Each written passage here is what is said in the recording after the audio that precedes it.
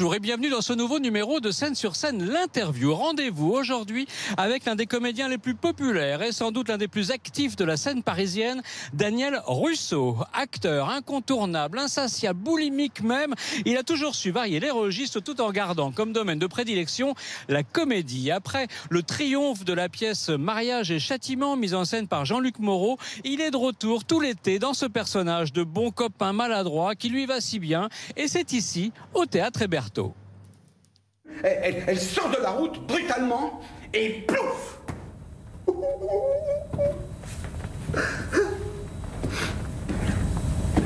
Elle se retrouve dans le fossé, bloquée dans sa voiture, sous le déluge, en pleine forêt, impuissante devant la montée des eaux.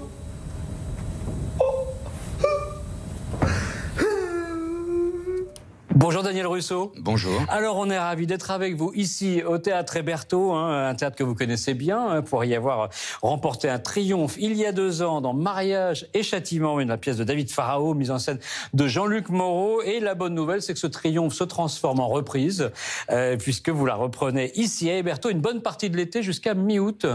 Heureux? Ah bah oui, on peut pas mieux. Et qu'est-ce qu'on se marre? Bah c'est une pièce... c'est bien parce que ça touche un peu tout le monde, parce que c'est Monsieur Tout le Monde. Exactement. Ce type-là. Évidemment, parce que c'est pas un menteur. C'est un honnête homme, mais bon, il va faire un énorme mensonge, et il va essayer malheureusement de rétablir la vérité en essayant de mentir encore plus. C'est ce qu'il faut jamais faire. Sacré Donc Édouard. c'est pas un pro du mensonge, quoi. Voilà, c'est ce qui fait rire, bien sûr. Parce qu'il est quand même un peu naïf. Mais oui, mais il est bien un sûr. peu con. Non, je dirais qu'il est sincère. Il va absolument se dépatouiller. La sincérité confine à la il va être bien bêtise avec tout le monde. Et quand on veut être bien avec tout le monde, on n'est pas bien avec... voilà, c'est tout. C'est dramatique pour lui, quoi, bien sûr. On a l'impression qu'il y a du Feydeau un peu dans cette pièce. Ah ben c'est un vaudeville, hein. C'est un vaudeville. Ouais, il y a une vraie part de vaudeville. Et ce qui est bien, c'est que c'est comme toutes les bonnes pièces, l'émotion, elle est en dessous. Et quelquefois on s'en sert, et ça j'aime bien.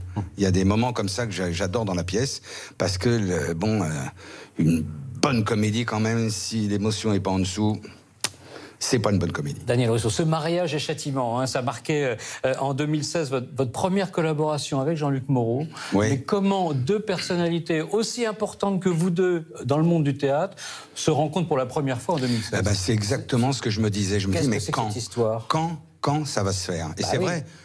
Mais chaque fois que je le voyais, hein, on en parlait. Mais il y a des trucs comme ça, on ne comprend pas pourquoi. Voilà. Ça, c'est mon truc. Dans la pièce, c'est vraiment Jean-Luc, là. Voilà. Mais je ne vais pas le lâcher. Hein. Marianne est morte. Marianne est morte. Marianne est morte. Mais quand ça?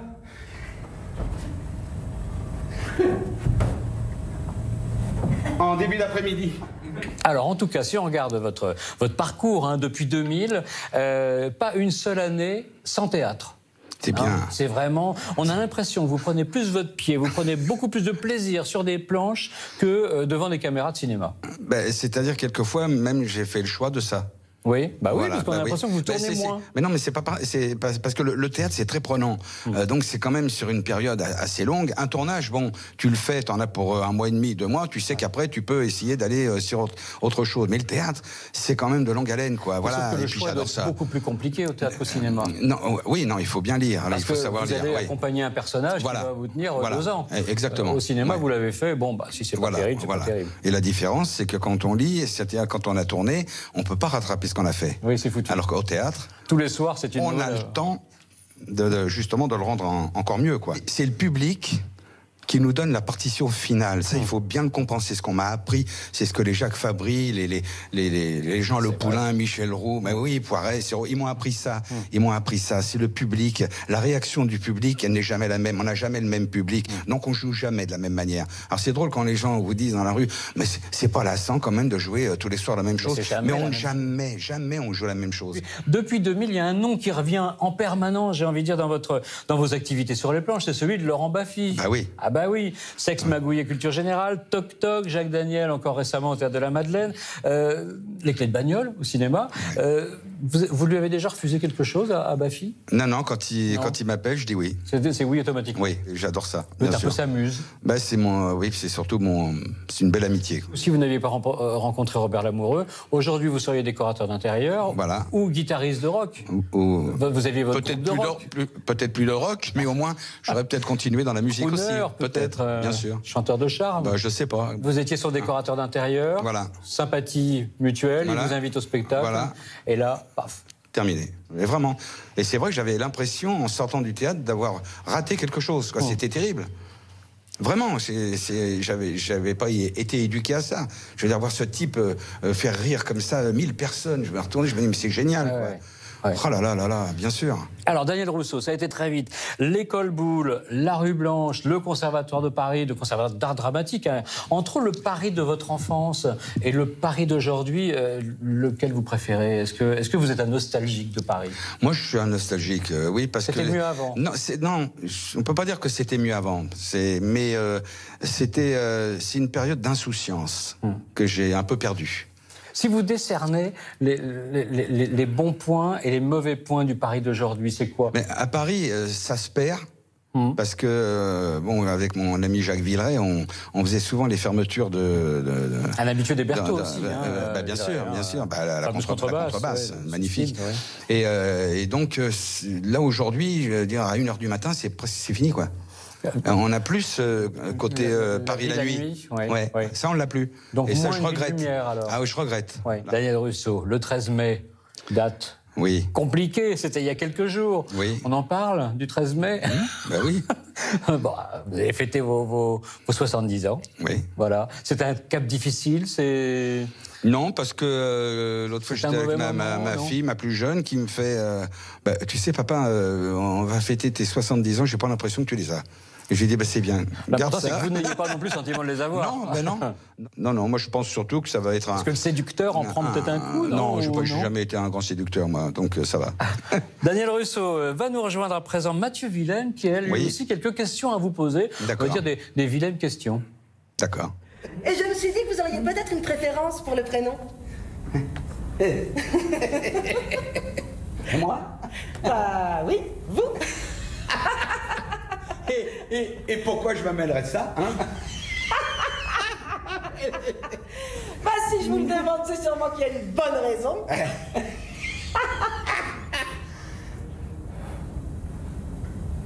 De quoi vous me parlez, là? Mathieu Vilaine vient de nous rejoindre. Mathieu, je vous présente Daniel Rousseau. Bonjour Daniel Rousseau. Dans cette pièce, vous jouez le rôle d'un homme qui, à cause d'un mensonge, fout tout en l'air. Moi, j'aimerais m'intéresser à Daniel Rousseau et ses mensonges, si ça vous va. Oui. Un homme ment en moyenne 6 fois par jour. Ça monte à combien pour un acteur? Ça monte plus. Ça monte plus? Oui. Il y a votre ami Arditi et votre ami Arditi qui disait que l'acteur est un menteur professionnel et que le mensonge serait presque une preuve d'amour. Vous confirmez? Ah, moi je confirme. Ouais. La dernière fois que vous avez... Je confirme parce que j'ai pas envie d'avoir de problème. La dernière fois que vous avez menti pour pas faire de la peine à quelqu'un, c'était quand? Il y a pas longtemps. Ouais. On allait voir un spectacle. Je vais pas dire quand. Hein. Non. Mais bon, j'ai dit c'est bien, c'est super. Vous vous rappelez d'un de vos plus gros mensonges d'ailleurs ou pas? On en a tous un dans la tête et on se dit celui-là... J'étais très menteur quand j'étais gamin. Voilà. Votre plus gros mensonge pour décrocher un rôle, ça vous est déjà arrivé? Mais c'était pas méchant parce que mon pote me dit, en plus c'est lui qui m'a incité, il m'a dit dis que tu sais tout faire. J'ai tout ouvert, le producteur arrive, il fait alors vous faites du cheval? Je dis oui, bien sûr. Bien sûr, tu parles russe? Oui, très bien. Non, anglais, couramment. Oui, et puis il commençait à me dire une phrase anglaise, je dis on va pas discuter maintenant. Là j'étais cuit. Alors la dernière fois que vous avez menti et à qui en disant ça coupe, je passe sous un tunnel? Non mais là c'est souvent, je t'entends plus, bien sûr. Oui, la dernière fois c'était quoi? Hier. Avec qui? À cause de quoi? Un ami. Un ami qui a un projet. Voilà, il voulait que d'un seul coup que j'écrive une lettre et je dis je t'entends plus. Non, parce que je vais pas le faire. Tu m'as écrit bizarre, j'ai pas reçu ton message. Oui, ça je le fais souvent. Ouais, souvent. Ah, celui-là, oui. Au même ami ou Non, un peu à tout le monde là. Ouais. Oui, quand je sais que j'ai pas fait attention à un message qui est arrivé, je l'ai pas reçu. Ouais. Voilà. Donc souvent. Mais si, regarde ton portable, je te dis que j'ai pas reçu. Est-ce qu'il vous arrive de dire j'ai eu une de ces journées, chérie, j'ai mal à la tête, on fera ça demain? Ah non, là, de ce côté-là, non. Non. Non, alors là, justement, quand je rentre chez moi, Ils sont je pas ne de mens votre côté. vis-à-vis de mon épouse, c'est la franchise absolue. D'accord, donc vous lui dites Alors, pas... ah non, non. Est-ce que ça vous arrive de dire, je fais un écart, mais en ce moment, je suis à fond sur mon régime? Gros mensonge. Ça, c'est très souvent. Justement. Ouais. Et est-ce qu'il vous arrive souvent de mentir en disant, je prends un dernier verre et je rentre, promis? Ah non, parce que je suis déjà rentré, moi. Ah non, mais je dis, moi, chez moi, c'est autre chose. Ouais. Voilà, ma femme est corse, et donc il faut pas... Mais non, vous disiez Voilà. que les théâtres, Voilà. vous disiez que les restaurants ne ferment plus, ça veut dire que vous êtes plutôt un bringueur. Ah ben non, mais avec elle. Ah. On était les rois du pétrole, quoi, roi de Paris. Voilà, c'était, comme je disais, l'insouciance. Voilà, ces moments-là qu'on ne retrouve pas, et malheureusement, c'est dommage. Ne me dites pas que vous avez oublié ce qu'il s'est passé entre nous la nuit du 27 au 28 juillet dernier. Mais qu'est-ce que c'est que ces salades? J'étais où, moi, le 27? J'étais où, le 27? À l'agence, avec toute l'équipe en train de danser le flamenco sur votre bureau pour fêter le contrat de la médiathèque de Tolbiac.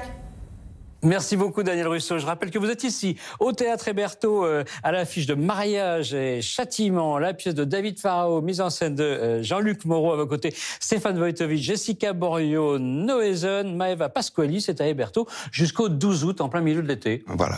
Merci beaucoup. Merci.